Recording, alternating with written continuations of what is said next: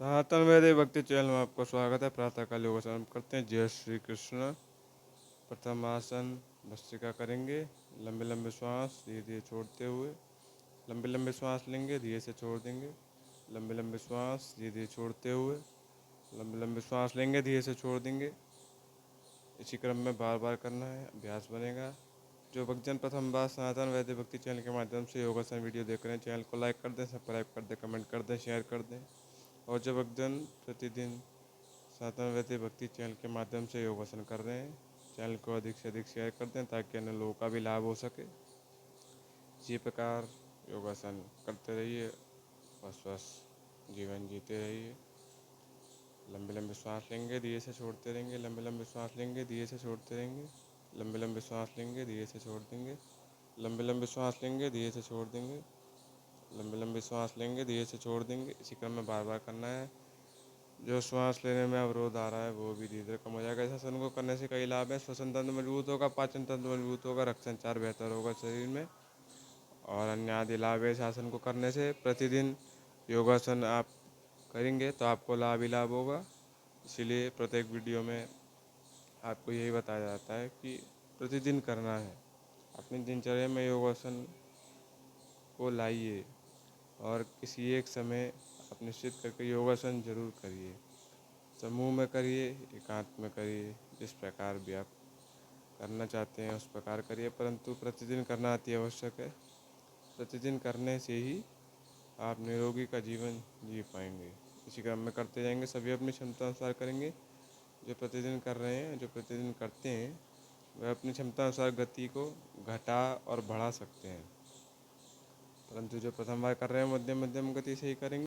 अगला आसन कपालभाति करेंगे। पद्मासन में बैठकर भी कर सकते हैं और सामान्य आसन में भी। छोटी छोटी सांस लेंगे, धीरे से छोड़ देंगे, छोटी छोटी सांस लेंगे, धीरे से छोड़ देंगे। इसी क्रम में बार बार करना है ताकि अभ्यास बने। छोटी छोटी सांस धीरे से लेकर फिर धीरे से छोड़ देना है। अपनी अपनी क्षमता अनुसार करेंगे सभी लोग। इस आसन का नाम कपाल भाती है। कपाल यानी ललाट, भाती यानी तेज। तो इस आसन करने से मुख का, कपाल का, ललाट का तेज बढ़ेगा और श्वसन तंत्र मजबूत होगा, फेफड़े मजबूत होंगे, पाचन तंत्र मजबूत होगा, रक्त संचार धमनियों में बेहतर होगा और पेट की अतिरिक्त वसा भी कम होगी। धीरे धीरे करेंगे सभी लोग प्रतिदिन। इसी क्रम में छोटी छोटी सांस धीरे धीरे छोड़ते हुए, छोटी छोटी सांस धीरे धीरे छोड़ते हुए पीठ को सीधा रखना है और इसी क्रम में करना है। पद्मासन में बैठकर या सामान्य आसन में बैठकर भी कर सकते हैं।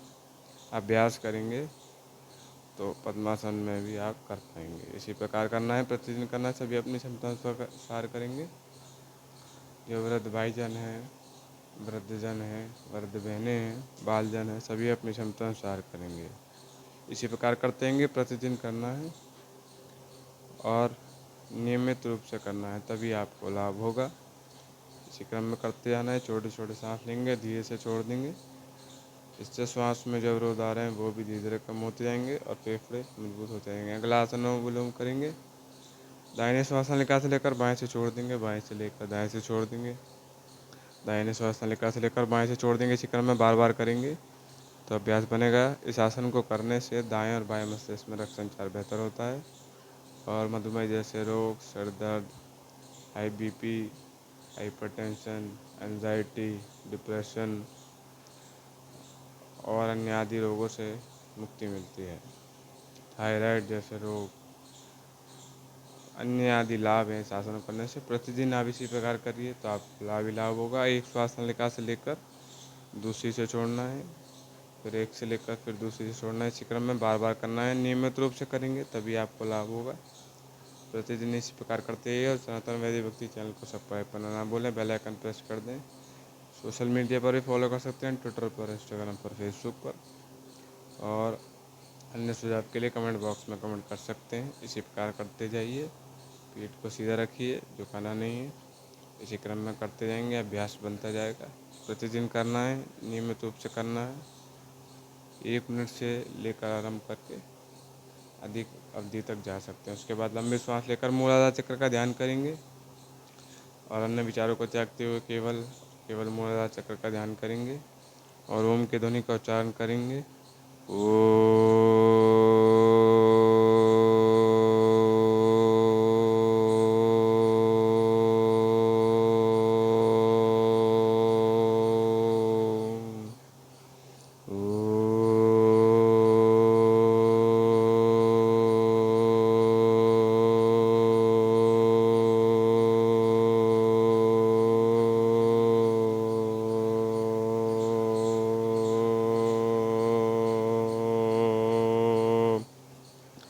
इसी प्रकार ओम के ध्वनि का उच्चारण आप करते जाएंगे।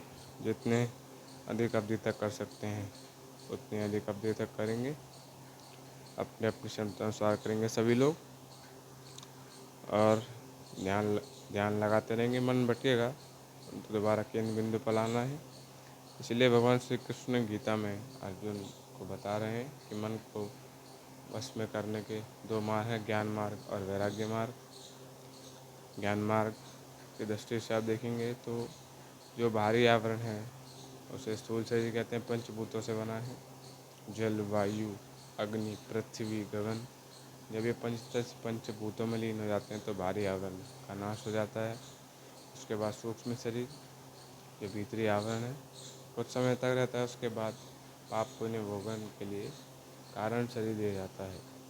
ये ज्ञान की दृष्टि है, इसे जीवन में भी उसका अनुसरण करना है आपको। तो सुख दुख से आप अलग रहेंगे। दूसरा दृष्टि है वैराग्य की।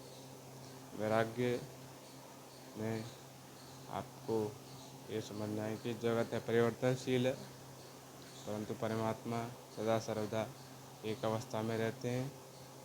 परम सत्यम जगत मिथ्यम, इसी भाव का ध्यान करते हुए प्रतिदिन ध्यान लगाना है उससे मानसिक रूप से, और एकाग्रता बढ़ेगी, स्मरण शक्ति बढ़ेगी। विद्यार्थी हैं तो एकाग्रता और स्मरण शक्ति दोनों से ही आपको लाभ होगा। अन्य कोई व्यवसाय करते हैं तो भी आपको लाभ होगा। और जो वृद्ध माताएं हैं, वृद्ध बहनें हैं, उन्हें भी इससे लाभ होगा दैनिक दिनचर्या के कार्यों में। तो इसी प्रकार प्रतिदिन आप ध्यान लगाएंगे। आसन को भी जीतना है पहले। आसन में बैठने का अभ्यास भी प्रतिदिन करेंगे, तभी आप अधिक देर तक योगासन कर पाएंगे। इसी प्रकार करते रहेंगे। पीठ को सीधा रखेंगे, और अधिक देर तक अगर नहीं कर पा रहे हैं तो भजन इत्यादि भी चलाकर आप कर सकते हैं अभ्यास के लिए। प्रतिदिन करेंगे इसी क्रम में, बार बार करना है। पीठ को सीधा रखना है, ध्यान केंद्रित रखना है। मन भटकेगा परंतु पुनः दोबारा से उसे केंद्र बिंदु पर लाना है। बार बार करने से मन स्थिर होता जाएगा। जैसे जैसे आप प्रतिदिन करते जाएंगे, इसी क्रम में करते जाना है। प्रतिदिन करेंगे तो आपको लाभ होगा। और ज्ञान और वैराग्य, जैसे कि भगवान ने बताया है, उसका अनुसरण भी करना है। इसी प्रकार करते जाएंगे तो अभ्यास बढ़ता जाएगा। प्रतिदिन करना अति आवश्यक है। जैसा कि आप देख रहे हैं कलिकाल में पर्यावरण प्रतिदिन परिवर्तित। और उसके बाद हाथों को घिसते हुए जब तक गर्म में आँखों पर रखेंगे, आँखों की ज्योति बढ़ेगी। कुछ सेकंड ढकना है, 10 से 15 सेकंड ढकना है, केवल दबाना नहीं है। तो पर्यावरण में परिवर्तन से बचने के लिए योगासन अति आवश्यक है। बाद कानों पर रख देंगे और धीरे से आंखें खोल कर पलकें झपकाएंगे। पलकें झपकाना भी अति आवश्यक है। उसके बाद गर्दन को घुमाएंगे दाईं और बाईं ओर, आगे और पीछे। एक अवस्था में रहने के कारण जो अकड़न और दर्द हो जाता है वो भी धीरे धीरे कम होगा, और नाड़ियों में रक्त संचार सुचारू रूप से होने लगेगा। पलकें झपकाना भी अति आवश्यक है। अधिकतर लोग पलकें अधिक नहीं झपकाते हैं, तो अब इस बात को ध्यान रखिए कि पलकें आप झपकाते रहिए, उससे आँखों पर कम जोर पड़ेगा। बीच बीच में पलकें झपकाते रहिए। और इसी प्रकार योगासन भी करते रहिए। साथ ही साथ घुमाते रहेंगे गर्दन को धीरे धीरे। उसके बाद कंधे घुमाएंगे आगे की ओर, पीछे की ओर। कंधे एक अवस्था में रहने के कारण करवट आदि लेने में जो दर्द देता है, झटका आ जाता है, वो भी धीरे धीरे कम होगा, और रक्त संचार भी सुचारू रूप से होने लगेगा। उसके बाद प्रभु को प्रणाम करेंगे, धीरे से उठ जाएंगे। उसके बाद पैरों को आगे करते हुए और हाथों को आगे करते हुए कलाइयों को गोल गोल घुमाएंगे और पंजों को ऊपर नीचे करेंगे। कलाई घुमाने से कलाई इत्यादि में जो अकड़न आ जाती है वो भी धीरे धीरे कम होती जाएगी। पंजे ऊपर नीचे करने से पीठ इत्यादि का दर्द धीरे धीरे कम होता जाएगा एक अवस्था में बैठने के कारण। ये आसन आप प्रतिदिन करेंगे तो अभ्यास बनेगा और कोई भी इस आसन को कर सकता है, कहीं पर भी कर सकता है। प्रतिदिन आप करेंगे तो आपको लाभ होगा। इसी प्रकार करना है। उसके बाद हाथों से पंजों को छुएंगे। शरीर में लचीलापन भी अति आवश्यक है। लचीलापन होने से कई कार्यों में आपको सहायता मिलती है। उसके बाद पीठ के बल लेट कर पवन मुक्तान आसन करेंगे। दोनों पैरों को मिलाते हुए छाती के मध्य लाते हुए, हाथों को ऊपर करते हुए, घुटनों को छाती की ओर दबाते हुए नासिका को घुटने की ओर लाना है। 10 से 15 सेकंड, 30 सेकंड, जितनी देर आप उस अवस्था में रोक पा रहे हैं उतनी देर रोकेंगे और श्वास लेते रहेंगे। संतुलन का ध्यान रखना है। इस आसन को करने से पवन संबंधी रोगों से मुक्त रहेंगे आप, जैसे गैस, एसिडिटी, पेट फूलना, अन्य आदि रोगों से आप मुक्त रहेंगे। इसलिए इस आसन का नाम पवन मुक्तान आसन है। इसी प्रकार प्रतिदिन करते रहेंगे, अभ्यास बनता जाएगा और पाचन तंत्र भी मजबूत रहेगा आपका।